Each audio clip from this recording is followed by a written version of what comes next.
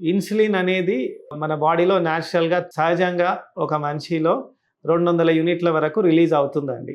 Insulin అనగానే అదేదో బయట నుండి ఇచ్చేది కాదు. న్యాచురల్‌గా క్రోమమ్ అంటాం. క్లోమమ్ అనేది ప్యాంక్రియాస్ అనే గ్లాండ్. దాని ద్వారా బీటా సెల్స్ ద్వారా రిలీజ్ అయ్యే ఒక హార్మోన్, ఇంపార్టెంట్ హార్మోన్ బాడీలో. అది మన షుగర్‌ని అనేది రెగ్యులేట్ చేస్తుంది, కంట్రోల్‌లో పెడుతుంది. అలా చేసినప్పుడు మన షుగర్ నార్మల్ ఉండడం ద్వారా వేరొక జబ్బులకు లోన్ కాకుండా ఉంటాం. షుగర్ కంట్రోల్‌లో లేనప్పుడు మనకు కిడ్నీ, అలాగే కంటి చూపు, నరాలు లేదా మేజర్ కాంప్లికేషన్స్ పారాలిసిస్ అటాక్ గానీ, హార్ట్ అటాక్ గానీ, పెరిఫెరల్ వాస్కులర్ డిసీజ్ గానీ రావచ్చు. బార్డర్ లైన్‌గా ఉన్నప్పుడు డైట్ ద్వారానే మనం కంట్రోల్ చేయొచ్చు. స్ట్రిక్ట్‌గా డయాబెటిక్ డైట్ తీసుకోవడము, హై గ్లైసెమిక్ ఇండెక్స్ ఉన్న ఫుడ్స్ తీసుకోకపోవడము, అలాగే నైట్ టైంలో మేము చాలామందికి ఏం చెప్తాము, రైస్ అవాయిడ్ చేయండి, రైస్ ఒక్కసారే తీసుకోండి. చాలామంది రైస్ అవాయిడ్ చేయండి అంటే రైస్ రిలేటెడ్ ప్రోడక్ట్స్ ఏది తీసుకోవద్దా అని అంటారు. కానీ కార్బోహైడ్రేట్ కూడా ఇంపార్టెంట్ అండి బాడీలో. సో మీరు కొద్దిగా రైస్ కన్జ్యూమ్ చేయొచ్చు. మరీ హై షుగర్ ఉన్నప్పుడు బ్రౌన్ రైస్ తినొచ్చు. 62 లక్షల మంది ప్రజల్లో మెడ్ప్లస్ బ్రాండ్ మెడిసిన్స్ కి మారడం వలన 915 కోట్ల రూపాయలు సేవ్ చేసుకున్నారు. అదే మెడిసిన్స్ అదే క్వాలిటీతో 50-80% డిస్కౌంట్లు.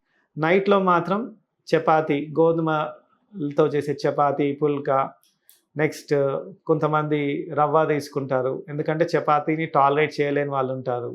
కొర్రలు అంటాం గదండీ, మిల్లెట్స్, వాటిని కూడా కొంతమంది కంబైన్డ్‌గా గ్రైండ్ చేసి దాని ద్వారా కూడా వాళ్ళు చపాతీస్ తింటుంటారు. ఓట్స్ ఇవన్నీ కూడా మనం ఆల్టర్‌నేటివ్‌గా వాడొచ్చండి.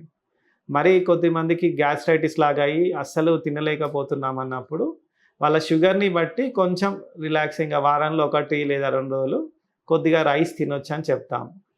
అది అంతేగాని మీరు టాబ్లెట్ ఏసుకుంటాము, మా వల్ల కాదు, రైసే తింటామంటే కూడా ఇబ్బందే అండి. షుగర్ కంట్రోల్ చేయడం కూడా ఇబ్బందవుతుంది. ఇట్లాంటప్పుడు మనం ఏంటంటే ఫిజికల్ యాక్టివిటీ అన్నా పెంచుకోవాల్సొస్తది. యావరేజ్‌గా ఒక మనిషి యొక్క రిక్వైర్మెంట్, ఒక మేల్‌ని తీసుకుంటే 3000 కిలో క్యాలరీస్ అవసరం. ఆడవాళ్ళని తీసుకుంటే 2500 నుండి 2700 కిలో క్యాలరీస్ అవసరం. దాన్ని మించి కన్జ్యూమ్ చేయొద్దండి. ఇప్పుడు ఫాస్ట్ ఫుడ్ అని చెప్తున్నాం గదా! యంగ్‌స్టర్ అందరూ దానికి బాగా అట్రాక్ట్ అయితున్నారు. బర్గర్, పిజ్జా అంటారు. పిజ్జాలో ఎన్ని క్యాలరీస్ ఉంటాయండి? సపోజ్ ఒక మీడియం సైజ్ పిజ్జాలో 6 పీసెస్ ఉంటే ఒక్క పీస్‌లో 250 నుండి 300 క్యాలరీస్ ఉంటాయి. ఒక పిజ్జా తినేసారనుకోండి, ఆ రోజుకి మీది అయిపోయినట్టే కోట, మీరు తీసుకోవాల్సిన క్యాలరీస్.